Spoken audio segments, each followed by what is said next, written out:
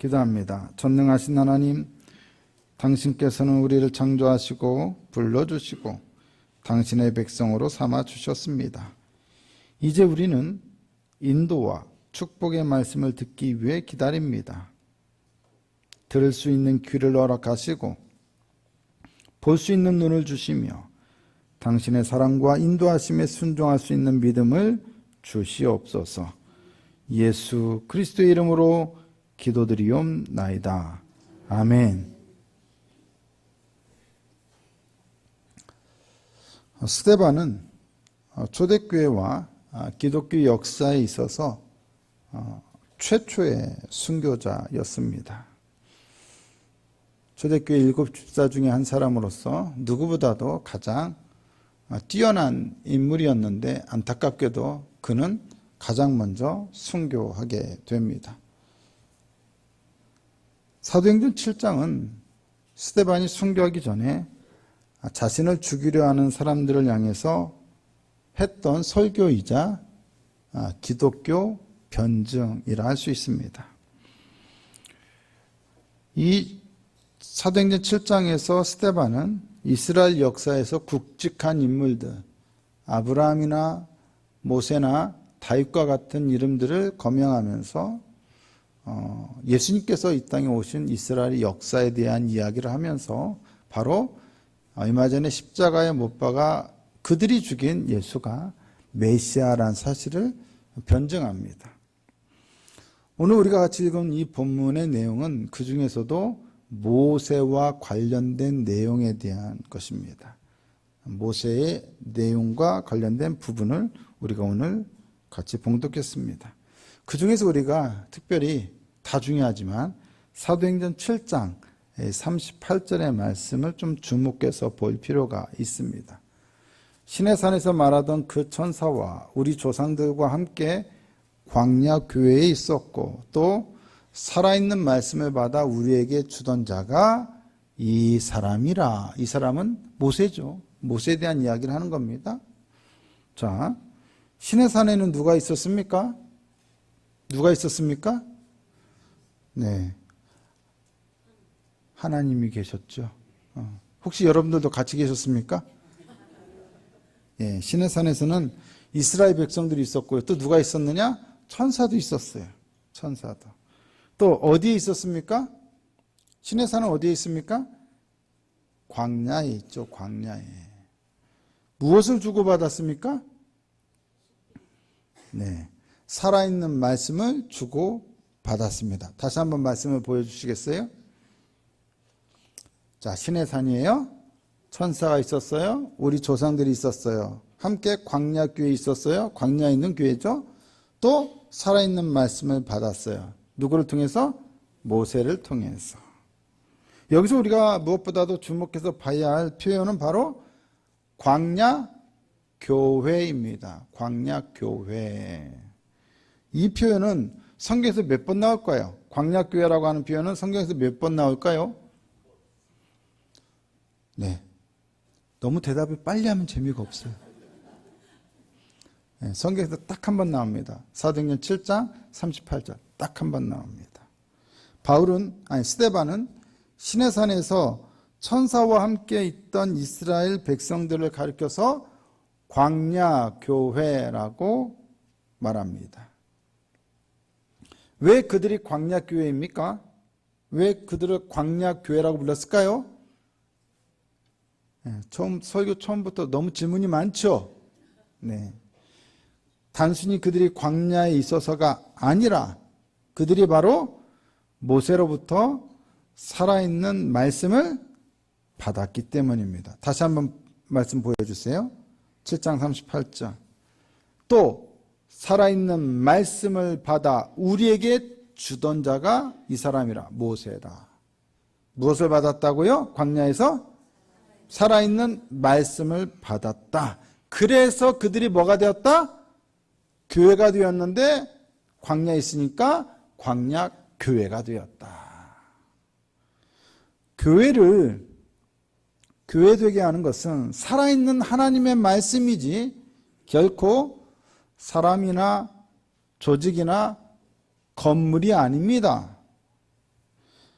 그들은 아무것도 없는 광야에 있었습니다. 오늘날의 교회가 갖추어야 할 만한 것이 거기에는 전혀 없었습니다. 성가대도 없었고, 좋은 음향시설도 없었고, 영상시설도 없었고, 건물도 없었습니다. 하지만 오직 한 가지, 뭐가 있었습니까? 살아있는 하나님의 말씀이 있었습니다. 그들이 하나님의 말씀을 받는 사람들이었기 때문에 그들은 교회가 되었습니다. 광야 교회라고 한 것은 그들이 바로 그곳에서 하나님의 말씀을 받았기 때문입니다. 어디에서 말씀을 받았다고요? 중요한 것은 어디냐 이거예요. 어디에서 받았어요? 광야에서 받았어요. 광야에서 받았어요. 그림을 한번 보여주세요. 여기가 느보산 위에서 찍은 사진입니다. 누가 찍었을까요? 라고 물어보는 사람이 찍었겠죠. 느보산 위에서 아래를 벳볼이라고 불리는 성경에 나오죠. 바알보엘 사건이 있었던 느보산 아래를 찍은 거예요. 저기가 바로 건너편이 이스라엘입니다. 그리고 저 밑에가 모압 평지, 신명기 설교를 했던 모압 평지가 있는 곳입니다. 어떻습니까? 뭐가 보입니까? 네, 그냥 누런색만 보이죠. 광야의 광야. 그 나무들이 있는 데는 물이 좀 흐르는데 물이 있거나 거기 빼고는 다 어떻습니까? 다 누렇습니다. 그 다음 사진 보시면 여기는 제가 요르단에서 가장 좋아하는 곳 중에 한 곳인데 와디럼입니다. 와디럼. 영화 마션, 트랜스포머 뭐 이런 영화를 찍었던 곳. 옛날 좀 연배가 있으신 분들은 아라비아 로렌스 영화 다 보셨죠? 예, 너무 옛날인가요? 아라비아 로렌스? 예, 어쨌든 그 영화 찍었던 곳이 와디럼입니다. 뭐가 보입니까? 네, 모래하고 돌산밖에 안 보이죠. 아무것도 없어요. 그 다음 사진 보시면 아르논 골짜기입니다. 성경에 나옵니다. 아르논 골짜기는.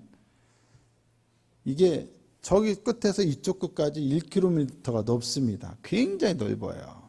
옛날에 이 아르논 골짜기를 건너서 왕의대로를 지나서 사람들이 무역을 했습니다. 굉장히 높습니다. 위에서 아래까지가 몇백 미터가 됩니다. 굉장히 넓은데 이게 요르단의 소 그랜드 캐년이라고 불리는 곳입니다. 미국의 그랜드 캐년이랑 비슷하게 생겼다고 해서 작은 그랜드 캐년이다 이렇게 불립니다. 가면 상당히 웅장하고 스케일이 멋있습니다. 그런데 뭐가 문제입니까? 다 광야예요. 아주 그냥 누렇습니다. 그 다음이요. 여기가 어디냐? 암만 시내에서 조금만 벗어나면 있는 암만 외곽입니다. 뭐가 보입니까? 우리는 시내를 벗어나면 대체적으로 뭐가 많습니까? 산이 많죠. 근데 여기는 뭐가 많아요? 광야가 많아요. 누런 색깔. 건물들도 있어요. 집들. 저기 다 집들이에요. 근데 그 주변은 다 뭡니까? 누런 광야예요. 여러분 이스라엘 백성들이 어디서 말씀을 받았다고요? 광야에서 받았어요. 근데 광야는 어떤 곳입니까? 살기가 좋은 곳입니까? 가면 행복할까요? 광야는 죽음과 저주의 땅입니다. 들어가면 죽습니다. 살아나올 수 없습니다. 굶주리고 목마른 땅입니다. 방랑의 땅입니다. 고통과 아픔과 탄식과 눈물의 땅입니다. 그렇다면 광야에 세워진 교회라는 광야교회는 무슨 뜻이겠습니까? 고통과 아픔과 탄식과 눈물의 땅에 세워진 교회라는 뜻입니다. 죽음과 저주의 땅에 세워진 교회라는 뜻입니다. 유랑하고 방황하는 인생들을 위한 교회라는 뜻입니다. 굶주리고 목마른 인생들을 위한 교회라는 뜻입니다. 그 광야에 교회가 세워졌습니다. 광야에 교회가 있습니다. 광야가 교회가 되었습니다. 그것은 바로 이스라엘 백성들이 광야에서 살아있는 하나님의 말씀을 받았기 때문입니다. 하나님의 말씀이 있으면 고통당하는 어떤 인생도 교회가 될 수 있습니다.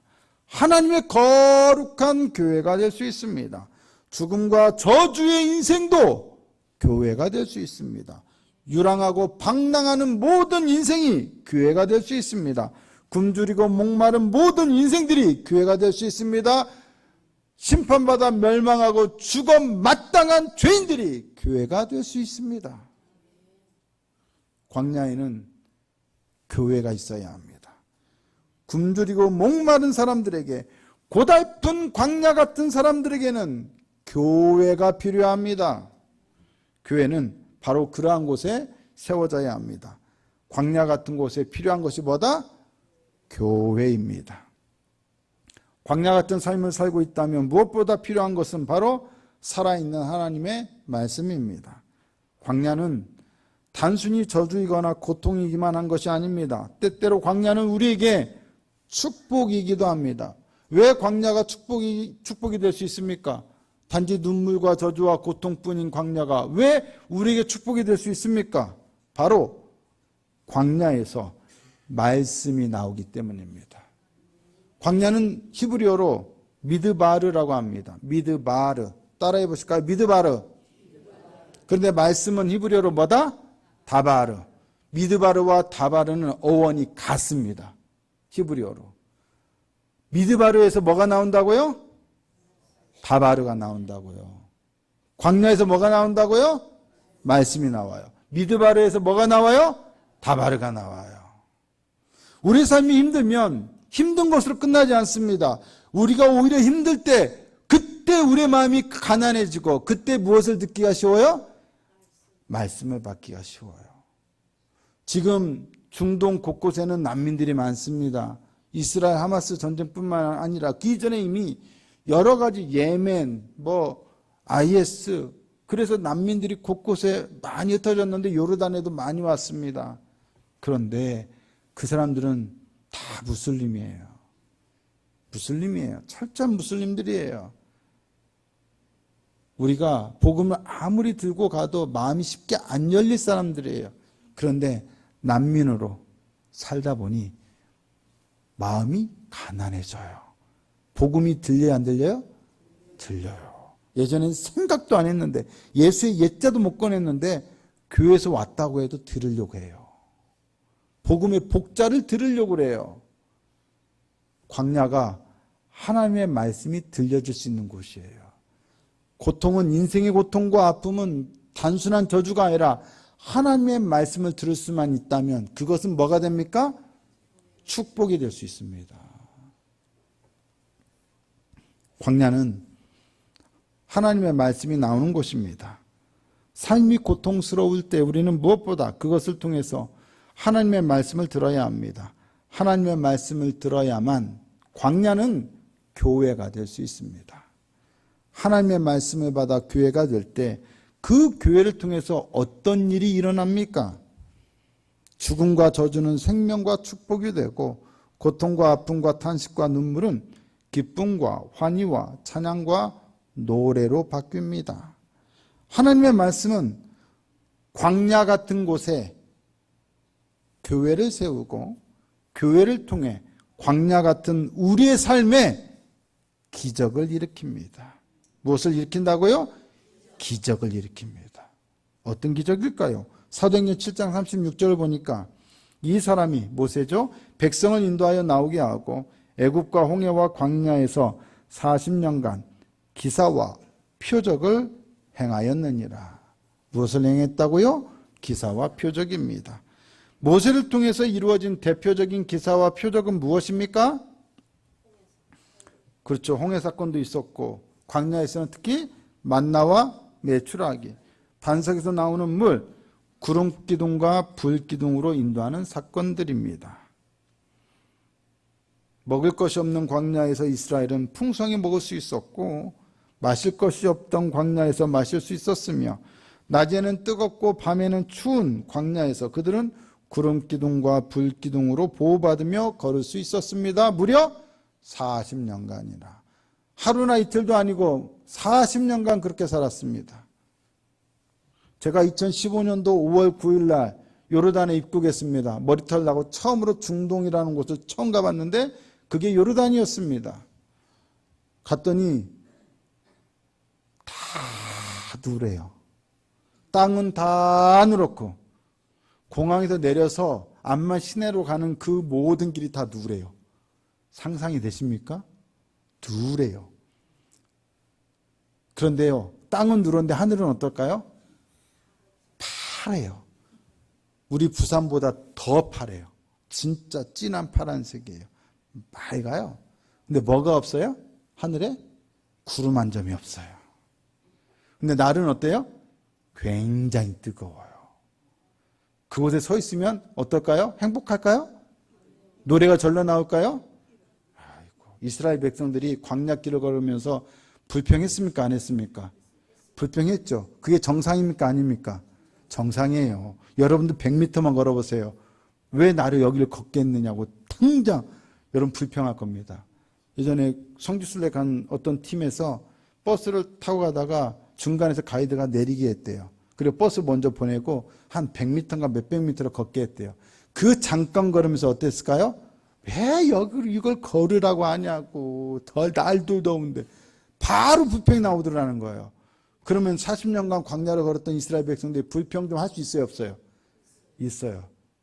물론 그래도 안 되지만 그게 인간이라는 거예요. 그 뜨거운 광야에서 구름 기둥 있어 보세요. 어떨 것 같으세요? 시원합니다. 시원합니다. 햇볕이 쨍쨍 내리쬐는 곳과 그늘인 곳은 거의 10도 차이 납니다. 광야에서는. 그래서 제가 가보니까 그런 곳인데 이상하게 5월 달에 원래 구름 한 점이 없는데 제가 간 그 해에 5월 달에는 또 구름이 많이 껴요. 이상하게. 다른 사람들이 원래 이렇게 구름 5월 달에는 안 낀다고 얘기를 해요. 제가 그때 알았어요. 아하, 내가 광야에 왔다고 하나님 또 구름 기둥을 준비하셨구나. 그러다가 제가 이제 7년 구름 기둥 인도받고 살다 왔습니다. 이거 어마어마한 기적입니다. 정말 놀라운 기적입니다. 이 모든 것이 가능했던 이유는 무엇입니까? 바로 하나님의 살아있는 말씀으로 그들이 교회가 되었기 때문입니다.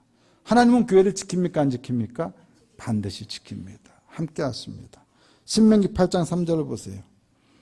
너를 낮추시며 너를 줄이게 하시며 또 너도 알지 못하며 내 조상들도 알지 못하던 만나를 내게 먹이신 것은 사람이 떡으로만 사는 것이 아니요 여호와의 입에서 나오는 모든 말씀으로 사는 줄을 내가 알게 하려 하심이니라.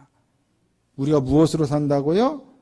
여호와의 입에서 나오는 모든 말씀으로 삽니다. 믿으십니까?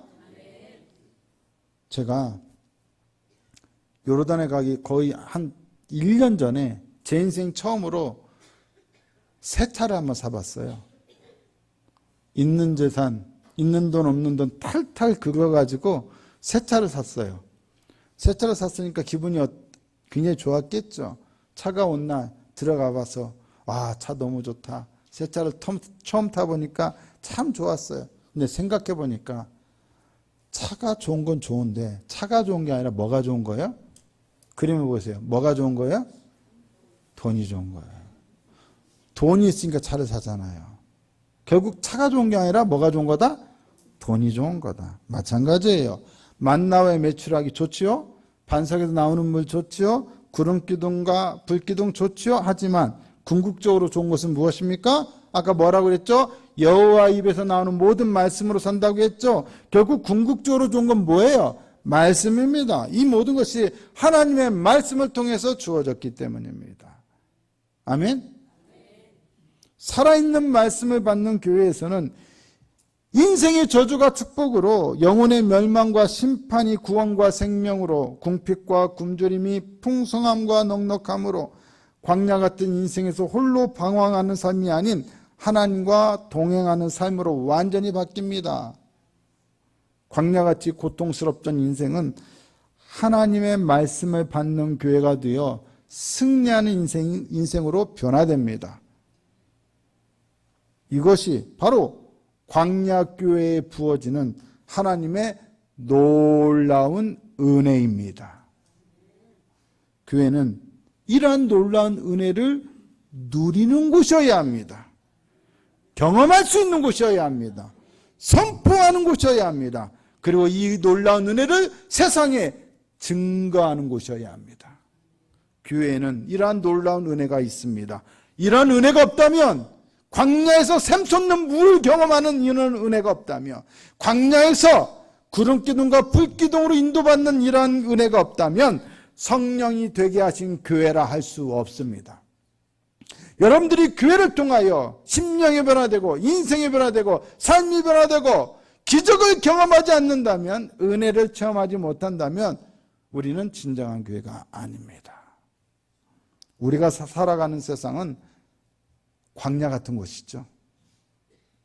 우리 중 어느 누구도 천국 같은 삶을 살아가는 사람은 없습니다. 모두 저마다의 삶의 문제와 아픔, 고달픔과 고통과 어려움이 있습니다. 물질적으로 고통당하는 사람도 있고, 질병 때문에 고통당하는 사람도 있고, 인간관계로 어려운 사람도 있고, 자녀 문제로 힘들어하는 사람도 있고, 직장이나 사업 문제로 고민하는 사람도 있고, 신앙 문제로 방황하는 사람들도 있고, 학업, 진학, 진로, 취업, 연애, 결혼 등 다양한 이유와 어려움과 아픔으로 광야 같은 시절을 보내는 사람들이 있습니다. 이번 주만 해도 지금 병원에 입원해 계신 성도님들이 여러 분 계셔요. 이스라엘 백성들이 그들의 광야에 있었듯이 우리도 우리의 광야에 있습니다. 지금 우리는 저마다 각자의 광야에서 살아갑니다. 거기는 목마르고 굶주린 곳입니다. 죽음과 저주와 아픔과 고통이 서려 있습니다. 무의미와 방황과 혼란이 가득한 곳입니다. 장렬하는 태양의 뜨거움과 한밤의 차가운 매서운 추위가 교차하는 곳입니다. 거기에서는 길을 찾을 수도 없고 목적지도 알 수 없고 호시탐탐 우리를 노리는 사나운 짐승 같은 사람들이 주변에 널려 있고, 언제 우리 손이나 발을 물지 모를 독성을 가진, 맹독을 가진 뱀이나 정갈같이 우리의 평범한 삶을 물으려고 기회를 엿보는 사기꾼들 같은 사람들이 득실됩니다. 그런 광야에 살기 힘든 곳이잖아요. 저주 같은 곳이잖아요. 그런 광야에 하나님은 왜 우리를 부르셨습니까? 왜 이처럼 위험하고 고통스러운 광야 같은 세상에 우리를 보내셨습니까? 왜 이런 광야 같은 곳에 우리를 살게 하셨습니까? 하나님께서 우리를 광야 같은 세상에 보내시고 이런 광야 같은 세상에서 살게 하신 이유는 바로 그곳에 교회를 세우시고자 하셨기 때문입니다. 우리를 광야로 부르신 이유는 딱 한 가지입니다. 바로 우리 모두를 광야 교회가 되게 하시기 위해서입니다. 살아있는 하나님의 말씀을 받는 교회가 되게 하셔서 기적을 체험하고 은혜를 체험하고 승리하는 인생이 되게 하시기 위해서입니다. 교회가 있다면 우리는 얼마든지 광야에서도 살 수 있습니다. 아니, 살아야만 합니다. 광야에서 말씀을 받아 승리하는 삶을 살 수 있기 때문입니다. 광야에서 하나님의 은혜를 체험하는 삶을 살아야 합니다. 은혜를 통한 기적을 맛보는 삶을 살아야 합니다. 하나님은 바로 그렇게 살게 하시기 위해서 우리가 광야에 있도록 허락하셨고, 우리를 광야로 부르셨고, 광야에 교회가 있게 하셨습니다. 하나님의 살아있는 말씀과 교회가 있다면 우리는 광야에서도 얼마든지 살 수 있습니다. 살아야 합니다. 그곳에는 교회가 교회 될 때 임하는 놀라운 은혜와 기적이 있습니다. 성령이 되게 하신 교회가 될 때 우리가 언제나 체험하고 맛볼 수 있는 그러한 은혜와 기적입니다. 그렇다면 현재 우리의 삶이 메마르고 척박한 광야 같다면 그 이유는 무엇이겠습니까? 우리의 현실이 광야 같기 때문입니까? 우리의 삶의 환경이 광야같이 척박하기 때문입니까? 아닙니다. 그것은 살아있는 말씀이 우리의 삶에 없기 때문입니다. 말씀이 없다면 당연히 은혜도 없습니다. 아모스 8장 11절 한번 보실까요? 다 같이 한번 읽겠습니다. 시작. 주 여호와의 말씀이니라. 보라, 날이 이를지라. 내가 기근을 땅에 보내리니 양식이 없어 주림이 아니며 물이 없어 가람이 아니요 여호와의 말씀을 듣지 못한 기갈이라. 인생의 기근과 주림, 가람과 기갈은 우리가 광야 같은 곳에 있기 때문이 아니라 여호와의 말씀을 듣지 못하기 때문에 생기는 결과입니다. 분명히 기억하십시오. 이스라엘 백성들은 광야에 있었으나 40년간이나 표적과 기사를 경험했습니다. 충분히 먹고 마시며 불기둥과 구름기둥으로 인도받았습니다. 삶의 환경이나 조건은 중요하지 않습니다. 금수저가 아니라 흙수저로 태어났기 때문에 우리의 삶이 고달픈 것이 아닙니다. 오직 하나님의 말씀, 살아있는 말씀을 모세로부터 받지 못했기 때문입니다.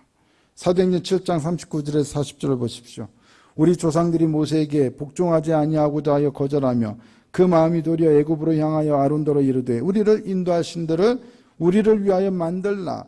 애굽 땅에서 우리를 인도하던 이 모세는 어떻게 되었는지 알지 못하노라 하고, 광야의 삶이 고통스러운 것은 교회나 말씀을 전하는 모세와 같은 설교자나 강단을 통해서 선포되는 말씀이 없어서가 아니라 그 말씀에 복종하지 않고 거절하기 때문입니다. 모세가 시내산에 올라가서 40일간 소식이 없자 불안감에 휩싸여 있던 이스라엘은 아론을 시켜서 금송아지를 만들게 했고 그것에 절하고 경배했습니다. 그 행위를 스데반은 이스라엘이 모세에게 복종하지 아니하고자 하여 거절한 것이라고 말하고 있습니다. 하나님은 그 사건으로 인해서 이스라엘 백성들에게 진노하시고 모세에게 이렇게 말씀하십니다. 출애굽기 33장 3절입니다. 너희를 적과 꿀이 흐르는 땅에 이르게 하려니와 나는 너희와 함께 올라가지 아니하리니 너희는 목이 곧은 백성인즉 내가 길에서 너희를 진멸할까 염려함이니라 하시니, 하나님은 그들과 함께 올라가지 않겠다라고 말씀하십니다. 하나님이 그들과 함께 올라가지 아니하시면 어떻게 됩니까? 이스라엘은 이제 하나님 없는 광야의 삶을 살아야 합니다. 이스라엘은 이제 기사와 표적이 없는 삶을 살아야 합니다. 이스라엘은 이제 다시 고통과 저주와 방랑의 삶을 살아야 합니다. 만나도 없고 메추라기도 없고 반석에서 나오는 물도 없고 구름기둥과 불기둥도 없다면 도대체 이 광야에서 어떻게 살아갈 수 있습니까? 말씀에 대한 불순종은 곧 엄청난 은혜의 상실을 가져옵니다. 은혜의 상실은 결코 작은 것이 아닙니다. 성령이 되게 하신 교회가 그 생명력을 상실하는 것입니다. 은혜 없는 교회는 세상보다도 못합니다. 은혜 떨어진 교회는 세상보다 더 많은 상처와 아픔을 줄 수 있습니다. 성도들이 교회에 나오는 것이 두렵게 만듭니다. 제가 예전에 사역했던 교회가 있었는데 목사님이 참 인격적으로도 훌륭하고 좋으신 분이었어요. 그런데 교회가 그만 다 졸고 있네요 가 아니라 은혜가 떨어졌어요. 은혜가 없어요. 은혜가 떨어지니까 어떻게 돼요? 성도들 간에 아무것도 아닌 사소한 걸로 그렇게 갈등하고 그렇게 다퉈요. 서로를 막 비난해요. 한 번은 교회 사무실에 있는데 저보다 나이가 많은 여자 청년이었습니다. 직장 생활하는 여자 청년인데 성격이 상당히 솔직합니다. 그 청년이 하는 말이 뭐냐? 자기는 주일날 교회 오면 그렇게 힘들대요. 상처를 받는데요. 그래서 주일날 교회에 와서 상처받은 것을 월요일날 직장에 가면 직장 동료가 교회 가서 수고했다고 위로해 준대요. 교회 가서 너무 수고했다고. 자기가 가서 힘들다고 얘기하니까 위로를 해준다는 거예요. 여러분, 이게 거꾸로 되어야 하잖아요. 교회 가서 힘들었다고 직장 가서 동료한테, 직장인한테 위로받는다는 게 이게 말이 됩니까? 은혜 떨어진 교회의 현실입니다. 은혜 상실한 교회의 현실입니다. 지금 힘들어요, 안 힘들어요? 힘들다고요? 큰일 날 소리. 안자를 못 들었습니다. 안 힘들어요. 근데 안은 안 들리고 힘들어요만 들리면 큰일 납니다.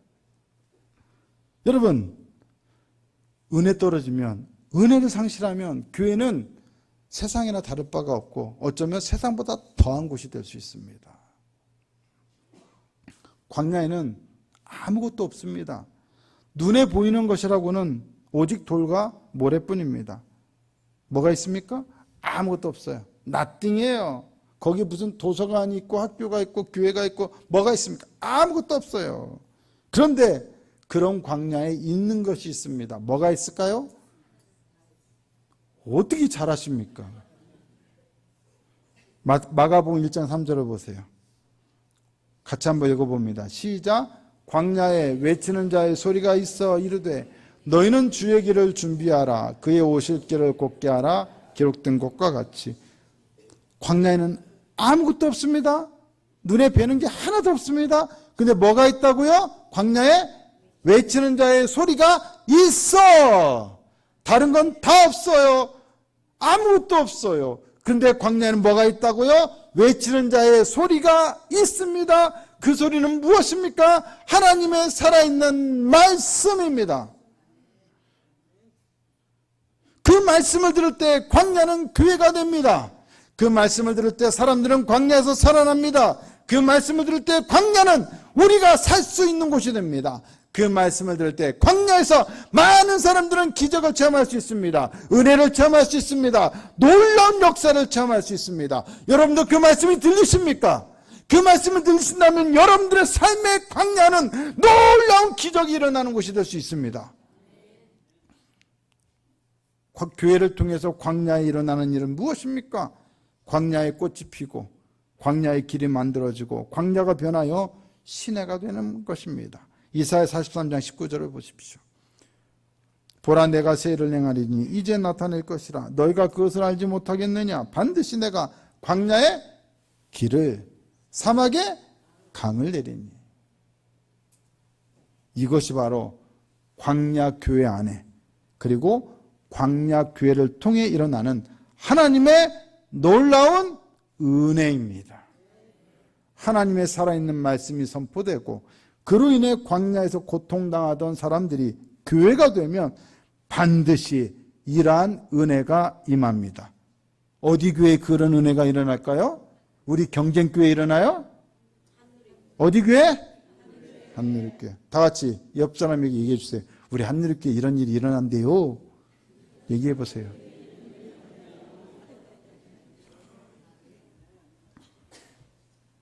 우리가 왜 성령이 교회 되게 하신 것을 힘써 지켜야 합니까?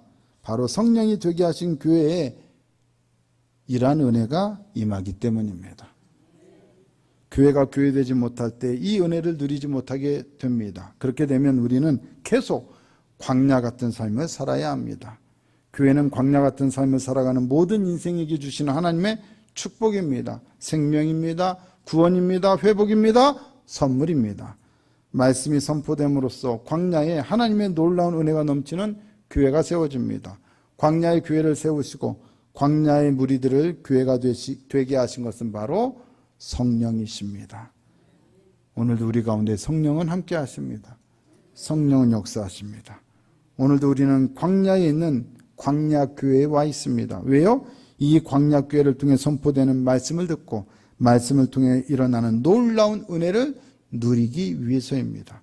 그 은혜로 이 광야 같은 삶에서 승리하기 위해서입니다. 그 은혜로 저주와 슬픔과 아픔과 고통의 광야를 축복과 생명과 승리의 광야로 바꾸기 위해서입니다. 광야에는 고통만 있지만 광야 교회는 뭐만 있습니까? 은혜만 있습니다. 그러므로 우리는 광야에 살더라도 항상 교회 되기를 힘써야 합니다. 성령이 교회 되게 하신 것을 힘써 지켜야 합니다. 교회가 교회 되려면 성도님들은 어떻게 해야 합니까?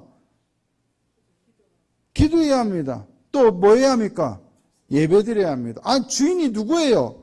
물론 궁극적인 주인은 하나님이지만 모든 교회 주인은 누구예요? 목사예요? 성도예요? 말하기 두렵죠.